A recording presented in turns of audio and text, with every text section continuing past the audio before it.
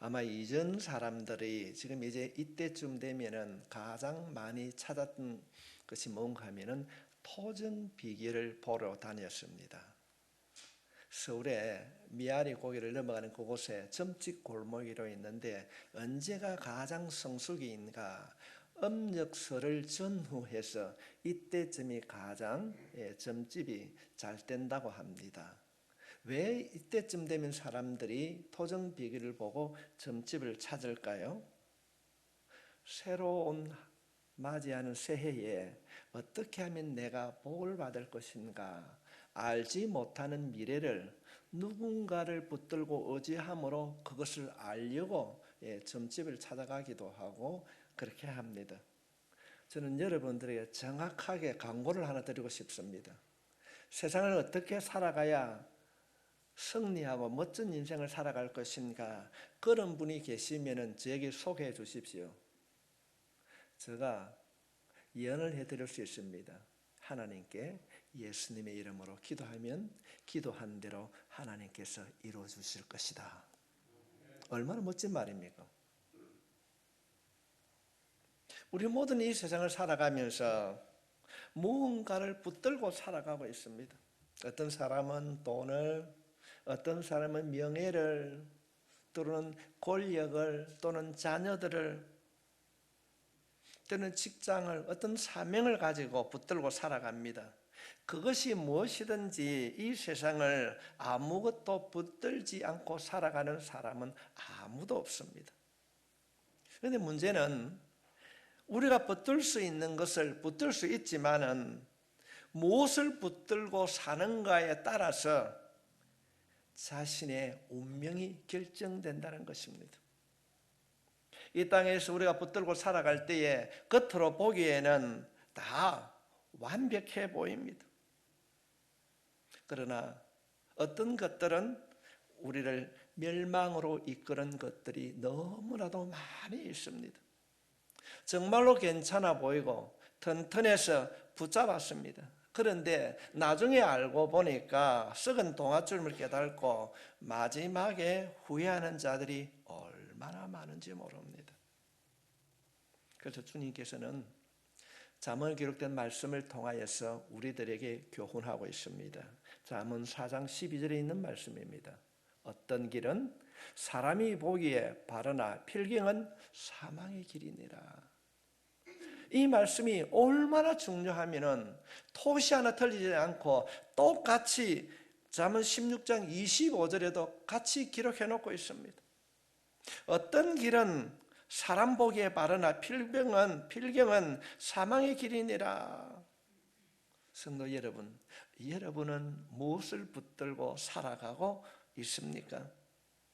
하나님 앞에서 한번 솔직하게 한번 고백해 보십시오. 무엇을 붙들고 나는 살아가고 있는가? 우리 2021년이라고 하는 이 새해를 하나님으로부터 선물로 받았습니다. 그렇다고 한다면 우리가 무엇을 붙들고 살아가야 되는가? 무엇을 내려놓고 내가 붙들어야 하는 것이 무엇인가? 오늘 본문에 있는 말씀을 통하여서 우리가 붙들어야 할 것이 무엇인가를 살펴보고 붙들 수 있기를 바랍니다. 첫 번째 우리가 붙들어야 될 것은 뭔가 하면은 소망입니다.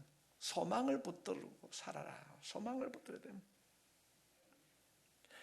예수 믿는 그리스도인들이 붙들어야 하는 핵심이 바로 소망입니다. 바울은 믿음의 본질을 설명하면서 우리들에게 말씀하고 있습니다. 믿음, 소망, 사랑 말씀합니다. 그렇다면은 이 믿음, 소망, 사랑 가운데 우리가 이 시간 말씀을 통하여 붙들어야 될 그 소망은, 성경이 말하는 소망은 무엇인가? 우리들이 생각하고 있는 단순한 희망이 아닙니다. 우리는 코로나19가 빨리 소멸되기를 희망하고 있습니다.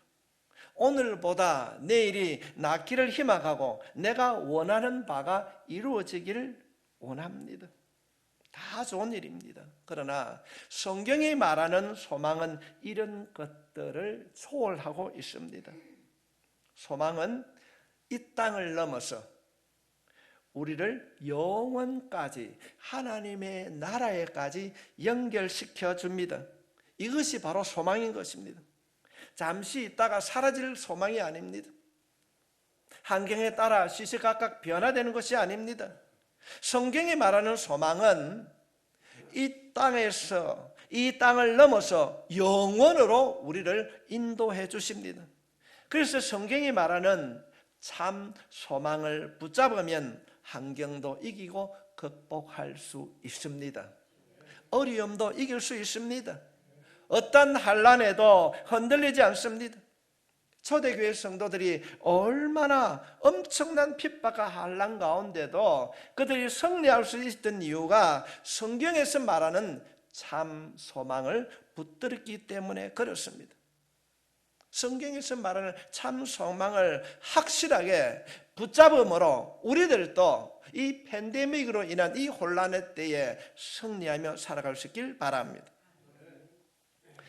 사도행전 1장 3절 말씀을 보겠습니다. 그가 고난받으신 후에 또한 그들에게 확실한 많은 증거로 친히 살아계심을 나타내사 40일 동안 그들에게 보이시며 하나님 나라의 일을 말씀하시니라. 왜 주님은 부활하셔서 40일 동안 많은 말씀을 가르치셨는가? 이유는 하나입니다.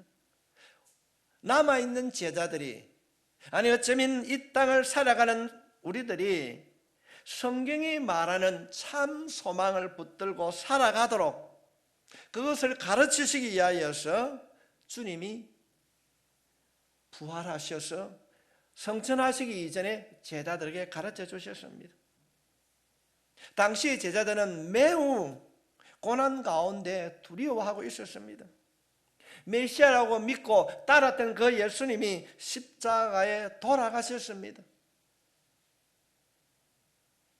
그들을 향한, 믿는 자들 향한 핍박은 점점 거세어지고 있습니다. 발각되면 죽음을 당합니다. 이로 인하여서 함께했던 제자들이 뿔뿔이 흩어졌습니다.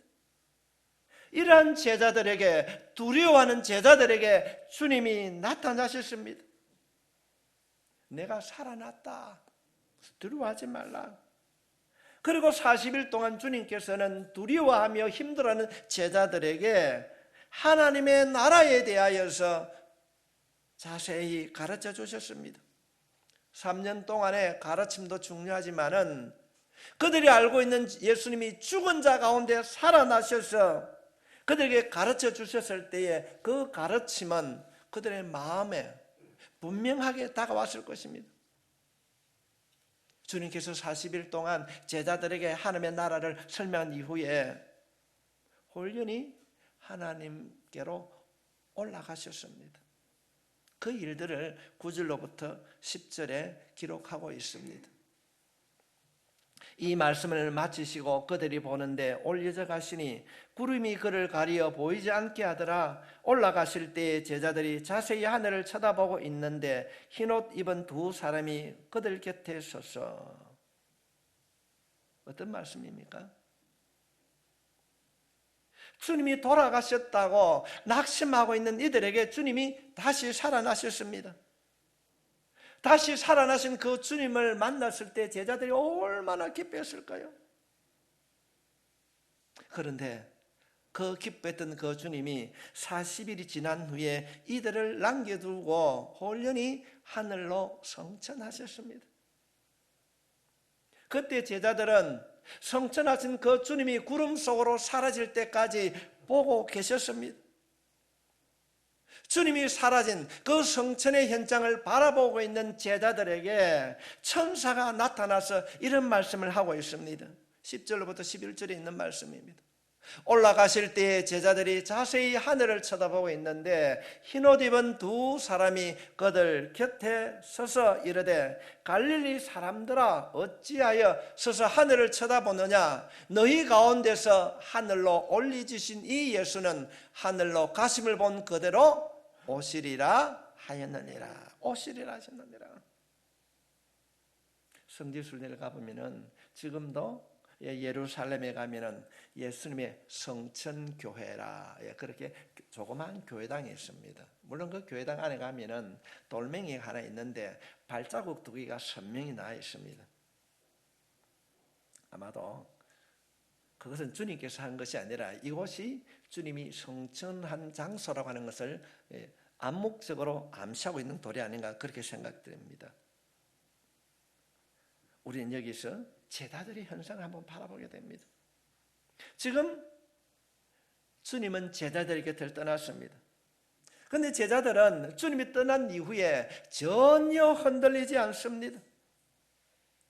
목숨을 위협하는 그런 두려움 속에서도 그들은 믿음을 지켰고, 어떻게 하면 그들이 복음을 전할 것인가, 이런 담대함이, 이 흔들림이 없는 이 굳건한 믿음이 어디서부터 나왔는가? 이들은 그런 핍박 속에서도 어떻게 그런 담대함으로 복음을 전할 수 있었는가? 우리는 이 이유를 분명하게 알아야 합니다. 이유는 이들이 붙들고 있는 소망에 있었습니다. 그 소망이 뭔가 하면은 내가 바라본 그대로 주님이 다시 오실 것이다. 할렐루야. 소망, 그 소망이 뭔가? 주님이 재림한다는 것입니다. 다시 오실 그 주님, 그 참된 소망을 붙들었기 때문에 그들은 두려워하지 아니했습니다. 핍박과 아픔과 고통 속에서도 복음을 전하게 되었습니다. 그때 천사들이 다시 오실 주님이 어떻게 올 것인가, 우리들에게 너무나도 상세하게 요한계시록에 기록해주고 있습니다. 계시록 1장 7절에 있는 말씀입니다. 우리 한번 같이 읽겠습니다. 시작. 볼지어다 그가 구름을 타고 오시리라. 각 사람의 눈이 그를 보겠고 그를 찌는 자들도 볼 것이요 땅에 있는 모든 족속이 그로 말미암아 애곡하리니 그를 하리라. 아멘. 제자들이 바라보고 있는 그 성천하신 그 모습대로 주님이 오실 것입니다. 주님이 이 땅에 재림하실 때에 기쁨으로 그를 맞이할 자도 있지만은 가슴을 치며 애통하며 애곡하는 자들도 수없이 많을 것입니다. 사랑하는 성도 여러분, 주님이 장차 이 땅에 구름 타고 오실 것을 믿습니까? 이것이 바로 우리의 소망입니다. 다시 오실 주님, 그 주님을 소망하는 것입니다. 그 주님을 소망하는 것입니다. 우리의 소망은 이 땅에 환난이 잠시 물러가는 것이 아닙니다. 병 고침 받는 것도 아닙니다. 어려운 형편이 나아지는 것은 더더욱 아닙니다. 어려움이 물러가면 또 다시 찾아옵니다. 아무리 건강을 회복해도 시간이 지나면 죽음을 맞이합니다. 믿는 우리의 참된 소망은 이것이 아닙니다. 우리의 소망은 장차 구름을 타고 만왕의 왕으로 우리 주님이 다시 오시는 것입니다. 이것이 우리가 가지는 참된 소망인 것입니다. 만왕의 왕으로 우리 주님 오실 것입니다. 주님이 오시면은 세상을 살아가면서 힘들고 지친 우리의 눈물을 주님 닦아주실 것입니다. 세상의 삶으로 비틀어진 우리의 삶을 바르게 잡아주실 것입니다. 주님의 재림이 우리를 살려주실 것입니다. 이 소망이 이 세상을 우리로 하여금 이기게 해주실 것입니다. 그러므로 우리가 2021년을 우리가 살아갈 때에 이 소망을, 다시 오실 그 주님을 우리가 소망으로 붙들고 살아갈 수 있기를 바랍니다. 다시 오실 주님이 우리의 소망이 되십니다. 이 소망으로 살아갈 수 있기를 바랍니다. 두 번째로 우리가 2021년 새해에 무엇을 붙들어야 하는가? 우리가 사도행전 1장을 쭉 읽어보게 되면은 그렇게 길게 기록하지 않아도 되는 문장이 하나 있습니다.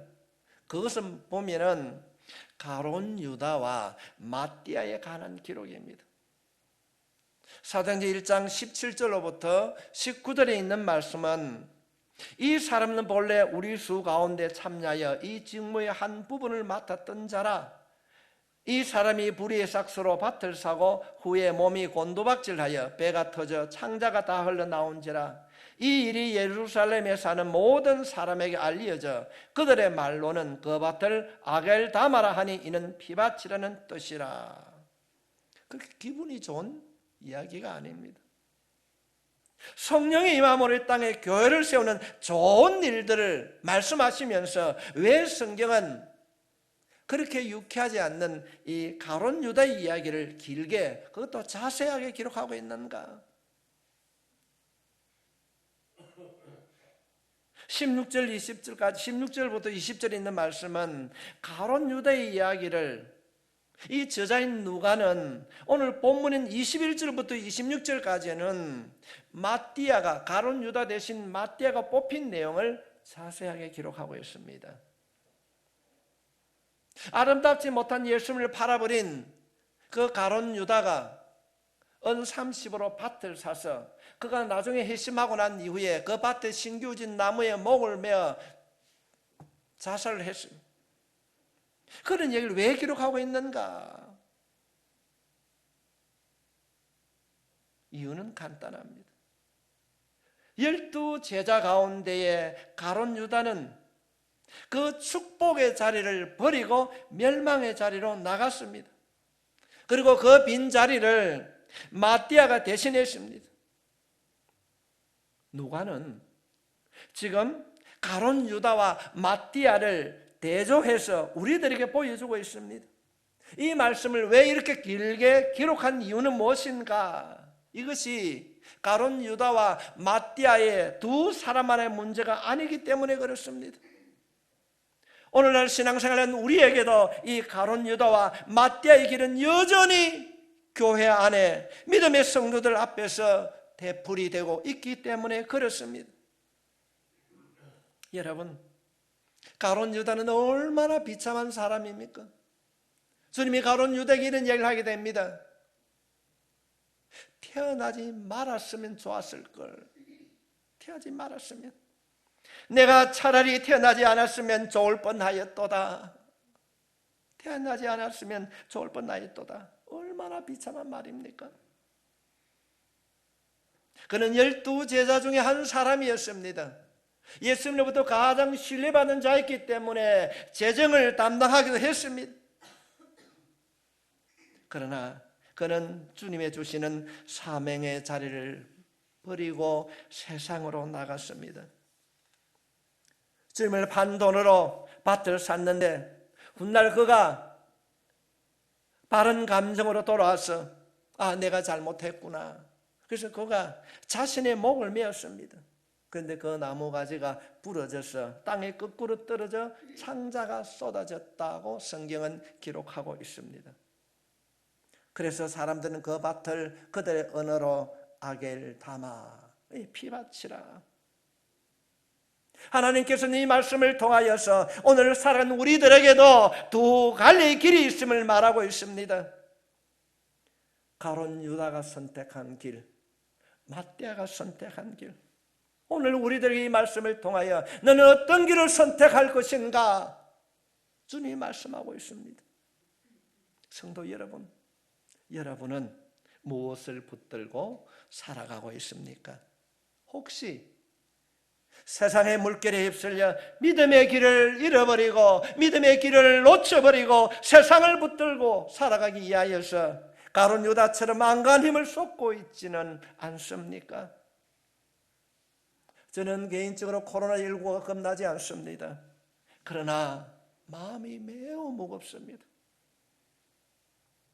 혹시나 코로나로 인하여서 성도들이 마띠아의 길이 아니라 가룟 유다의 길을 선택하는 자들이 있을까 두려워서 기도하고 있습니다. 성도 여러분, 가룟 유다를 나와 상관없는 사람으로, 이상한 사람으로 생각하지 마십시오. 그는 적어도 12명의 제자 가운데 한 사람이었습니다.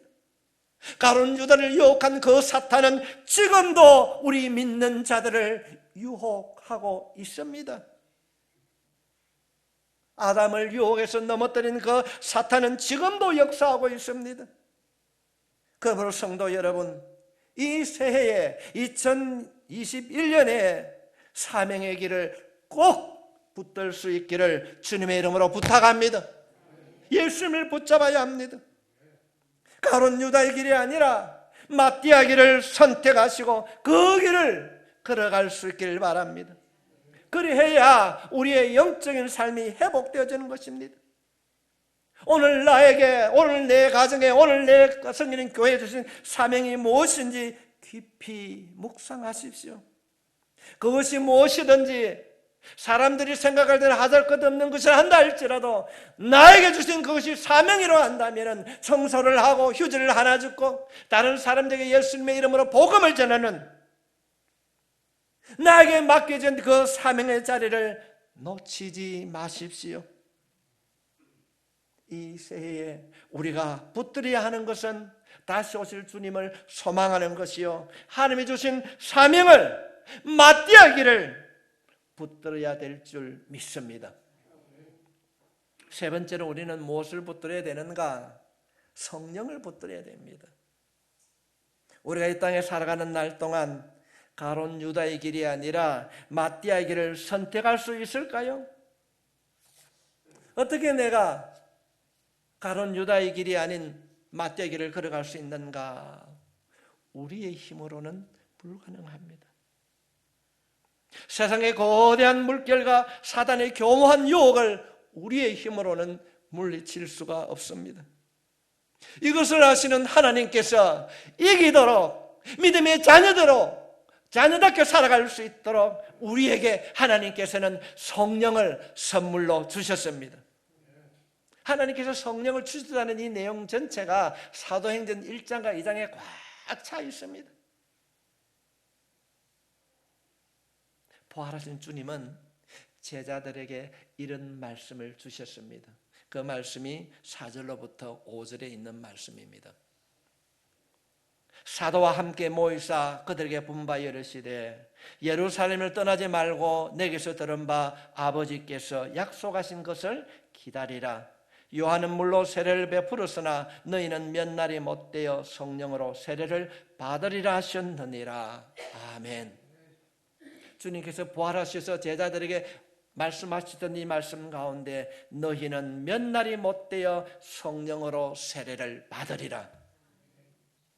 성령을 받은 자 되시길 바랍니다. 이 말씀을 하신 이후에 120명의 성도들이 돌아와서 마가의 다락방에서 기도할 때에 성령이 임하셨습니다. 성령이 임하실 때 그것이 하나님께서 주신 성령임을 깨닫기 위하여서, 알기 위하여서 주님께서는 표적을 보여주었습니다. 그것은 급하고 강하고 급한 바람 같은 소리였습니다. 기도하는 가운데 모두의 귀에 다 들렸습니다. 기도하다가 놀라서 120명이 눈을 떠서 바라보았습니다. 그 120명 위에 불의 혀 같은 것, 불의 모양 같은 것이 각 사람의 머리에 있는 것입니다. 그리고 방언을 합니다. 분명히 알아두셔야 됩니다. 불이 아닙니다. 불의 모양 같은 것. 이 방언은 우리들이 말하는 방언이 아닙니다. 그때 당시에 유대인들은 디아스포라, 각 지방에 흩어져 살았습니다. 각 지방에 흩어져 삶으로 그들의 언어를 잃어버렸습니다. 자신의 말을 잃어버렸습니다. 예를 들면 러시아에 가면 고려인들이 많이 삽니다. 지금 일본에 가면 제일교포 2세, 3세들이 많이 삽니다. 그런데 그들이 말을 하는데 러시아에 있는 고연이나 일본에 있는 제일동포들이나 다 자국의 말로 알아들었다는 것입니다. 이런 방언이 어디 있습니까? 하나님께서는 성령이 임했다는 표적으로 이런 기적들을 보여주었습니다. 우리들이 성령을 받았다 그렇게 하면은 우리의 성향이 기적을 추구하고 있기 때문에 성령 하면은 자꾸 기적을 생각하게 됩니다. 오늘 본문에 있는 말씀의 핵심이 무엇인가? 그날 핵심은 우리에게 임하신 기적이 아니라 성령님입니다. 성령님입니다. 요한복음 1장 12절 말씀에 영접하는 자 곧 그 이름을 믿는 자들에게는 하나님의 자녀가 되는 권세, 능력이 우리에게 임하신 줄 믿습니다. 기적이 아니에요. 성령님이 임하셨다는 것입니다. 성령님께서 오순절날 이 땅에 임하셨습니다. 오늘을 사는 우리들에게 성령님이 언제 임하십니까? 우리가 예수님을 마음으로 받아들일 때에, 예수님이 나의 구주이심을 받아들일 때에 성령님이 우리의 마음에 임하신 줄 믿습니다. 여러분 마음 안에 성령님이 임하심을, 계심을 믿을 수 있길 바랍니다. 그래서 사도 바울은 로마서 8장 9절 말씀에 분명하게 말씀하고 있습니다. 만일 너희 속에 하나님의 영이 거하시면 너희가 육신에 있지 아니하고 영에 있나니 누구든지 그리스도의 영이 없으면 그리스도의 사람이 아니라. 그렇습니다. 성령이 없으면 구원받지 못했다는 것입니다.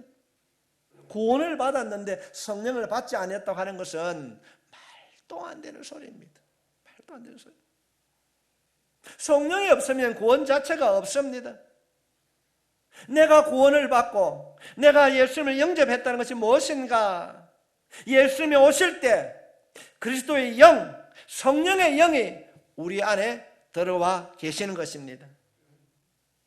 그렇다고 한다면 성령님께서는 우리 안에서 무엇을 행하시는가?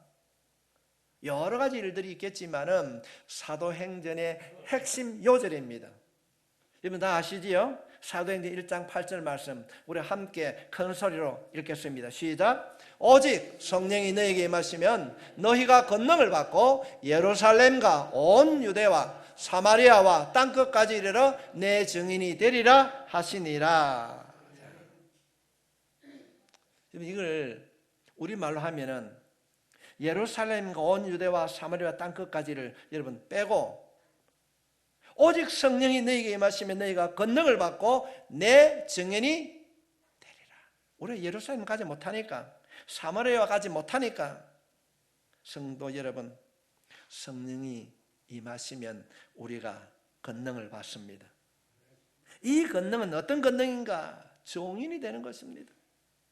오직 성령이 너희에게 임하시면 너희가 권능을 받고 내 증인이 되리라 하시니라. 예수님을 바르게 믿으면 믿는 그 순간 우리는 능력을 받습니다. 우리 자신이 능력이 있는 자로 자동적으로 예수님이 증인이 되는 것입니다. 여기서 말하는 증인이라고 하는 것은 단순하게 전도하는 증인을 말하지 않습니다. 말로 전하는 복음의 능력은 물론이요, 내가 성령을 받은 자신이 복음의 내용대로 말씀대로 살아가는 능력을 의미하고 있습니다. 이것이 성경이 말하는 증인입니다. 지금은 이 팬데믹으로 인하여서 코로나19로 인하여서 말로 전도하는 시대가 지나가고 있습니다. 관계 전도입니다. 삶을 통한 전도입니다. 오늘 본문에 있는 말씀으로 집약하면은 참 소망을 붙들고 살아가는 삶, 사명대로 사명을 선택하며 살아가는 삶, 이 삶을 증인된 삶이라는 것입니다. 이런 삶을 어떻게 살아갈 수 있는가? 성령이 주시는 능력으로 살아가게 되는 것입니다. 우리의 힘으로는 안 되는 것입니다. 성도 여러분, 그럴 때에 이제 우리는 성령을 생각할 때에 기적을 생각하지 말고 성령님, 내가 어떻게 살아가는 것이 거룩한 삶으로 하나님을 닮아갈 것인가, 이런 생각을 가질 때에 성령님께서 우리 안에 역사 주실 줄 믿습니다. 성령님이 우리 안에서 우리를 거룩한 자리로 이끌어 가십니다. 이 능력, 이 두나미스로 하는 것이 무엇인가? 어떻게 하면 이 능력을 충만하게 받을 수 있는가? 바울은 우리가 성령을 따라 사는 아주 쉬운 방법을, 누구나 할 수 있는 방법을 가르쳐 주고 있습니다. 로마서 8장 5절로 6절에 있는 말씀입니다. 우리 함께 읽겠습니다. 시작. 육신을 따르는 자는 육신의 일을, 영을 따르는 자는 영의 일을 생각하나니 육신의 생각은 사망이요 영의 생각은 생명과 평안이니라. 아멘. 짧은 구절이지만은 성령에 대하여 아주 중요한 구절입니다. 우리가 수요일 날 예배 몇 시 드립니까? 7시입니까? 7시 반입니까?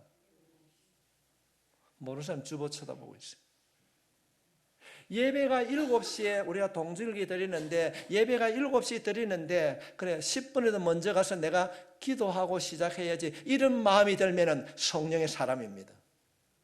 30분 남고 뭐 조금 남았는데 20분에 가면 되겠다, 7시니까 6시 40분에 가면 되겠다, 이런 생각은 육에 따르는 생각을 가진 자입니다.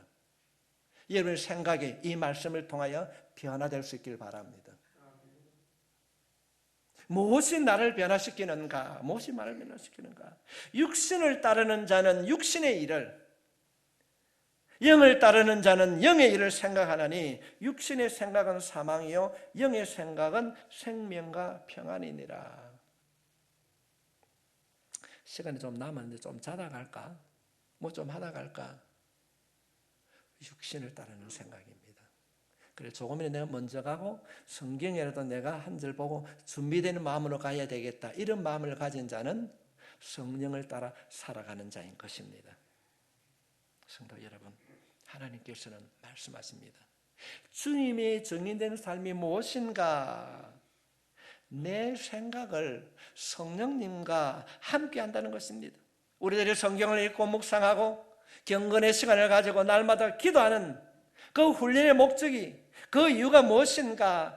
내가 가지고 있는 생각을 하나님과 함께 하기 때문에 그렇습니다. 그 일들을 이루기 위해서 우리가 하는 것입니다. 내 생각을 성령님과 함께 맞추는 여러분이 될 수 있기를 바랍니다. 이것이 성령 충만한 것입니다.